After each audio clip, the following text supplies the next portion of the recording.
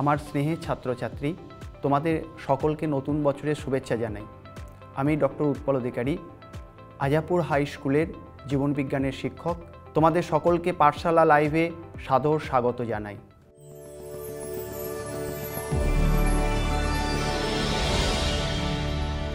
প্রথমে বলি, জীবনবিজ্ঞান একটি সহজ এবং সরল সাবজেক্ট। এখানে নাম্বার পাওয়া অত্যন্ত সহজ। কতগুলি টিপস ফলো করলেই তোমরা প্রচুর নাম্বার পেতে পারো জীবনবিজ্ঞানে। প্রথমে বলি, জীবনবিজ্ঞানের নাম্বার তুমি কিভাবে বাড়াবে বা বেশি করে নাম্বার পাবে। তার জন্য তোমাকে হাতের লেখা পরিষ্কার পরিচ্ছন্ন করতে হবে। তোমাদেরকে বলে রাখি, হাতের লেখা পরিষ্কার পরিচ্ছন্ন মানে হচ্ছে সকলের সুন্দর হাতের লেখা হতে হবে তার কোনো মানে নেই। একটু ফাঁক ফাঁক করে পরিষ্কার করে তোমরা লিখবে। এছাড়াও উত্তরগুলি, যেমন ক বিভাগ, খ বিভাগ, গ বিভাগ, এইভাবে পরপর বিভিন্ন বিভাগ থাকে। সেই বিভাগের যে প্রশ্নগুলি, সেগুলির উত্তর পরপর করবে। ক বিভাগের কয়েকটি প্রশ্ন করার পর, উত্তর করার পর তোমরা যদি খ বিভাগে চলে যাও, সেখানে কয়েকটি করার পর আবার ক বিভাগ শুরু করো, তাহলে পরীক্ষক একটু বিব্রত হতে পারেন। তার জন্য তোমাদের একটু নাম্বার কম হতে পারে। সেই জন্য তোমাদেরকে প্রথম থেকেই প্রত্যেক বিভাগের প্রশ্নগুলিকে পরপর করতে হবে। 3 নম্বরে, এমসিকিউর ভুল উত্তরের জন্য কোনো নেগেটিভ মার্কস নেই। সুতরাং এটা নিয়ে তোমাদের অত ভয়ভ্রান্তি করার কিছু নেই। ছবির জন্য 4টি পয়েন্ট করতে হয় এবং প্রশ্নপত্রে সেই পয়েন্টগুলি দেয়া থাকে। তোমরা পয়েন্টগুলিকে ডান দিকে করবে, এদিকে এদিকে, অর্থাৎ বাম দিকে, ডান দিকে, ওপরে, নিচে, এইভাবে করবে না। প্রশ্নপত্রে যেগুলি দেওয়া আছে সেই পয়েন্টিংগুলি ডান দিকে করবে। 5 নাম্বার, কোনো সংজ্ঞা জাতীয় প্রশ্ন পড়লে সেটির একটি উদাহরণ অথবা কাজ লিখতে হয়। এতে পুরো নাম্বার পাওয়া যায়, না হলে হাফ নাম্বার কাটার সম্ভাবনা থাকে। এছাড়াও বংশগতি চ্যাপ্টার থেকে কিছু সমস্যা সমাধান ভিত্তিক প্রশ্ন থাকে, যেগুলি করলে তুমি পুরো নাম্বার পেতে পারো। 7 নম্বরে, 2 নম্বরের পার্থক্যের জন্য তুমি অন্ততপক্ষে 3টি পয়েন্ট করবে। 2 নম্বর উত্তরের জন্য 2টি পয়েন্ট করবে না, তাতে কিন্তু কিছুটা নাম্বার কম হতে পারে। এরপর আমরা একদম প্রশ্নপত্রে চলে যাচ্ছি। কিভাবে নাম্বার ডিস্ট্রিবিউশন হয়ে থাকে সেটিকে একটু বলে দিই। ক বিভাগ, এখানে এমসিকিউ থাকে। মোট 15টি প্রশ্ন থাকে, এই 15টি করতে হবে। অর্থাৎ এখানে 1 × 15 অর্থাৎ 15 নাম্বার থাকে। খ বিভাগ, মোট 26টি প্রশ্ন থেকে তোমাকে 21টি করতে হবে, এখানেও 1 নাম্বার থাকে। কিভাবে থাকে সেগুলি? প্রথমে থাকে ফিল ইন দ্য ব্ল্যাঙ্কস, অর্থাৎ শূন্যস্থান পূরণ। এখানে 6টি প্রশ্ন থাকবে, সেখান থেকে 5টি করতে হবে। 2 নম্বরে সত্য মিথ্যা, এখানে 6টি প্রশ্ন থাকে, সেখান থেকে 5টি করতে হয়। সি, এ স্তম্ভ এবং বি স্তম্ভ মেলানো, এখানে 6টি প্রশ্ন থাকে, সেখান থেকে 5টি করতে হয়। এরপরে একটি বাক্যে উত্তর করা, সেখানে 6টি উত্তর করতে হয়, এখানে মোট প্রশ্ন থাকে 8টি। বিভাগ গ, এখানে প্রশ্নের মান হচ্ছে 2 নাম্বার। মোট 17টি প্রশ্ন থাকে, সেখান থেকে 12টি প্রশ্নের উত্তর করতে হবে, অর্থাৎ তুমি 2 × 12 অর্থাৎ 24 নাম্বার পাবে ওখানে। বিভাগ ঘ, প্রশ্নের মান থাকে 5 নাম্বার। এখানে 6টি প্রশ্ন বা তার বিকল্প প্রশ্নের উত্তর লিখতে হবে। এর মধ্যে 4.1 যে প্রশ্নটি, সেটি থাকে চিত্র অঙ্কন, এটি সাধারণ পরীক্ষার্থীদের জন্য। তারপর 4.1 যে প্রশ্নটি থাকে, সেটি দৃষ্টিহীন পরীক্ষার্থীদের জন্য। মনে রাখবে, দৃষ্টিহীন পরীক্ষার্থীদের প্রশ্নের উত্তর করার পর 4.2 থেকে 4.6 পর্যন্ত যে প্রশ্নগুলি থাকে, সেগুলি কিন্তু আবার তোমাদেরকে করতে হবে। অনেকে, আমার পূর্ব অভিজ্ঞতা থেকে আমি বলছি যে অনেকে 1.4.1 এটি করার পর আর প্রশ্নের উত্তর করে না, ভাবে সেগুলি প্রত্যেকটাই হচ্ছে দৃষ্টিহীন পরীক্ষার্থীদের জন্য। এই ভুলটা তোমরা এবারে আর করো না। এছাড়া বিভাগ ঙ, এখানে বহিরাগত ছাত্রছাত্রীদের জন্য প্রশ্ন থাকে, এগুলি সাধারণ ছাত্রছাত্রীদের এই প্রশ্নের উত্তর করতে হয় না। এরপর আমি চ্যাপ্টার ওয়াইজ একেবারে যে প্রশ্নগুলি গুরুত্বপূর্ণ ইম্পর্টেন্ট সেগুলিতে যাচ্ছি। প্রথম চ্যাপ্টারের নাম হলো জীবজগতের নিয়ন্ত্রণ ও সমন্বয়। এখানে প্রথম প্রশ্ন যেটিকে গুরুত্ব দেবে তোমরা, সেটি হচ্ছে আলোক উৎসের গতিপথ ও তীব্রতার উপর নির্ভর করে কোন কোন চলন হয়ে থাকে। 2 নাম্বার, কেমোন্যাস্টি ও শিশ্মন্যাস্টি চলনের পার্থক্য কী? 3 নাম্বার, বীজের সুপ্তদশা ভঙ্গ করতে কোন হরমোন দায়ী? তারপরে অক্সিন কিভাবে ট্রপিক চলন নিয়ন্ত্রণ করে থাকে। তুমি ডাবের জল খাচ্ছ, এখানে তুমি কোন উদ্ভিদ হরমোন খাচ্ছ?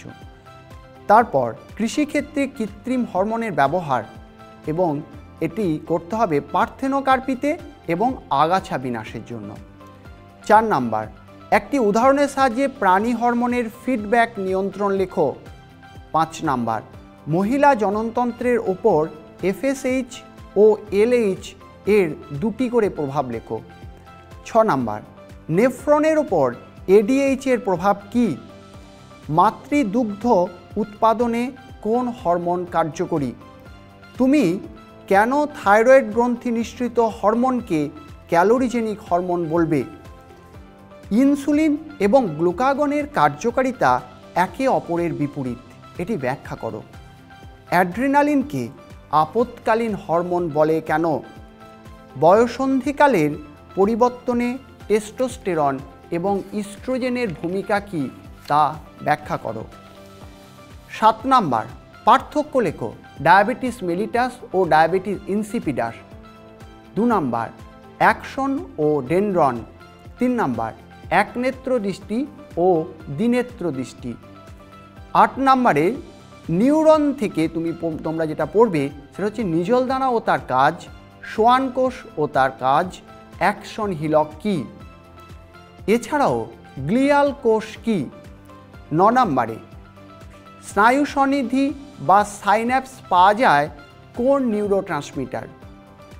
কাজ লেখো হাইপোথ্যালামাস, পন্স, লঘু মস্তিষ্ক ও CSF। 11 নাম্বারে চতুষ্পদ প্রাণীদের চোখ জ্বলজ্বল করে কেন? চোখের 2টি সমস্যা মায়োপিয়া ও হাইপারোপিয়া দূরীকরণে কোন কোন লেন্স ব্যবহার করবে? পাখির একটি উড্ডয়ন পেশি ও মাছের একটি সন্তরণ পেশির নাম লেখো। রেমিজেস ও রেক্ট্রিসেস কী? ফ্লেকশনে কোন পেশি এবং এক্সটেনশনে কোন পেশি কার্যকরী? বল ও সকেট সন্ধি কী? এই চ্যাপ্টার থেকে যেটি চিত্র অঙ্কন করবে সেটি হচ্ছে প্রতিবত্ত পথে চিত্র অঙ্কন। এখানে 4টি পয়েন্টিং করবে। দ্বিতীয় চ্যাপ্টার জীবনের প্রবাহমানতা, এখান থেকে পড়বে ক্রোমোজোম, DNA ও জিনের মধ্যে অন্তঃসম্পর্ক লেখো। মানবদেহে অ্যালোজোম কী কী? ক্রোমোজোমের গৌণ খাঁজকে NOR বলে কেন? ক্রোমোজোমের টেলোমিয়ারের সাথে অমরত্বের সম্পর্ক কী? DNA ও RNAর মধ্যে কোন কোন নাইট্রোজেন ক্ষারক উভয়ই থাকে? DNA ও RNAর পার্থক্য লেখো। এছাড়াও পার্থক্যে করতে হবে ইউক্রোমাটিন ও হেটারোক্রোমাটিনের পার্থক্য, আইসোগ্যামি ও উগ্যামি, মাইটোসিস ও মিওসিস এবং সাইটোকাইনেসিস ও ক্যারিওকাইনেসিস। কোষচক্র কাকে বলে? এস দশায় কি কি ঘটনা ঘটে? ক্যান্সার কোষের চারিদিকে ছড়িয়ে পড়াকে কি বলে? এছাড়াও মাইটোসিস কোষ বিভাজনের কোন দশায় নিউক্লিয়াস ও নিউক্লিয় পর্দার অবলুপ্তি ও পুনরায় আবির্ভাব ঘটে? মাইটোসিসের কোন দশায় নিউক্লিয়াসে জল বিয়োজন ও জল পুনঃশোষণ হয়? এই প্রশ্নটি দেখবে প্রায় বছর আসে। এছাড়াও উদ্ভিদ কোষে সাইটোকাইনেসিস সম্পর্কে সংক্ষেপে লেখো। মিওসিসে ক্রসিং ওভার কীভাবে জিনগত বিন্যাসের পরিবর্তন ঘটায়? সাইন্যাপস ও সাইন্যাপসিসের পার্থক্য কী? মিওসিসকে কেন হ্রাস বিভাজন বলে? কোন বিশেষ পরিস্থিতিতে অ্যামিবার দ্বিবিভাজন ও বহুবিভাজন সম্পন্ন হয়? শাখা কলম ও জোড় কলমের পার্থক্য কী? ফার্নের জনুক্রমের ধারাবাহিক প্রক্রিয়াটি রৈখিকভাবে বর্ণনা করো। স্বপরাগযোগের দুটি সুবিধা ও দুটি অসুবিধা লেখো। অ্যানিমোফিলি ও এন্টোমোফিলি ফুলের দুটি বৈশিষ্ট্য লেখো। মানব বৃদ্ধি ও বিকাশের দশাগুলি কি কি? মানব বিকাশের কোন দশায় সর্বাপেক্ষা পরিবর্তন পরিলক্ষিত হয়? এই চ্যাপ্টার থেকে যে ছবিটি আঁকবে তা হলো সপুষ্পক উদ্ভিদের নিষেক প্রক্রিয়ার চিহ্নিত চিত্র। এখানে 4টি পয়েন্টিং করবে। তৃতীয় চ্যাপ্টার বংশগতি এবং কয়েকটি সাধারণ জিনগত রোগ। এখান থেকে যে প্রশ্নগুলির ওপর গুরুত্ব দেবে তা হলো 1 নম্বরে কোনটি প্রকট ও কোনটি প্রচ্ছন্ন গুণ? মুক্ত ও সংযুক্ত কানের লতি, রোলার ও স্বাভাবিক জীব। 2 নম্বরে মেন্ডেল নির্ধারিত মটর গাছের 3 জোড়া বিপরীতধর্মী বৈশিষ্ট্য লেখো। 3 নম্বর মেন্ডেল সূত্রের একটি বিচ্যুতি উদাহরণসহ ব্যাখ্যা করো। 4 নম্বর আলফা থ্যালাসেমিয়া মাইনর আক্রান্ত স্ত্রী ও আলফা থ্যালাসেমিয়া মাইনর আক্রান্ত পুরুষের বিবাহে সন্তান সন্ততির স্বাভাবিক হওয়ার সম্ভাবনা শতকরা কত %? এটি একটি চেকার বোর্ডের সাহায্যে লেখো। এছাড়াও রয়্যাল হিমোফিলিয়া কাকে বলে? এটি প্রায়ই আসে। আমি পরের চ্যাপ্টারে যাচ্ছি। চ্যাপ্টারটির নাম অভিব্যক্তি ও অভিযোজন। এখান থেকে পড়বে অভিব্যক্তির কেমোজেনির ঘটনাক্রম রৈখিক চিত্রের সাহায্যে বর্ণনা করো। 2 নম্বর মিলার ও উরে পরীক্ষায় কোন কোন পদার্থ থেকে কোন কোন পদার্থ উৎপন্ন হয়ে থাকে? 3 নম্বর ল্যামার্কের প্রতিপাদ্য বিষয়গুলি কি কি? পরে জিরাফের গলা লম্বা হওয়া সংক্রান্ত ল্যামার্কের মতবাদটি কি? 4 নম্বরের প্রশ্ন ডারউইনবাদ সংক্রান্ত অস্তিত্বের জন্য সংগ্রাম এটি কয় প্রকার ও কি কি? 5 নম্বরের ঘোড়ার বিবর্তনে ক্রম পর্যায়গুলি লেখো। 6 নম্বরে পার্থক্য করবে সমসমস্ত অঙ্গ ও সমবৃত্তীয় অঙ্গ। 7 নম্বরে অভিব্যক্তির সাথে লুপ্তপ্রায় অঙ্গের সম্পর্ক স্থাপন করো। 8 নম্বর মেরুদণ্ডী প্রাণীদের হৃৎপিণ্ডের বিবর্তনের সংক্ষিপ্ত বর্ণনা করো। 9 নম্বর মৌনৃত্য কয় প্রকার ও কি কি? এছাড়াও আরেকটি পার্থক্য করতে হবে তোমাদের, সেটি হলো ওয়াগেল নৃত্য ও রাউন্ড নৃত্য। শেষ প্রশ্ন ঘোড়ার অগ্রপদের বিবর্তন সংক্ষেপে লেখো। শেষ চ্যাপ্টারে যাচ্ছি, সেটি হলো পরিবেশ, তার সম্পদ এবং তাদের সংরক্ষণ। এখান থেকে পড়তে হবে এসপিএম কি? বাস্তুতন্ত্রের ওপর অ্যাসিড বৃষ্টির প্রভাব লেখো। সিওপিডির পুরো নাম কি? 2 নম্বরে ডিডিটির কিভাবে জৈব বিবর্ধন হয় তা লেখো। 3 নম্বরে ক্যান্সারের 3টি কারণ লেখো। 4 নম্বর ঔষধ ও খাদ্য উৎপাদনে জীব বৈচিত্র্যের গুরুত্ব আলোচনা করো।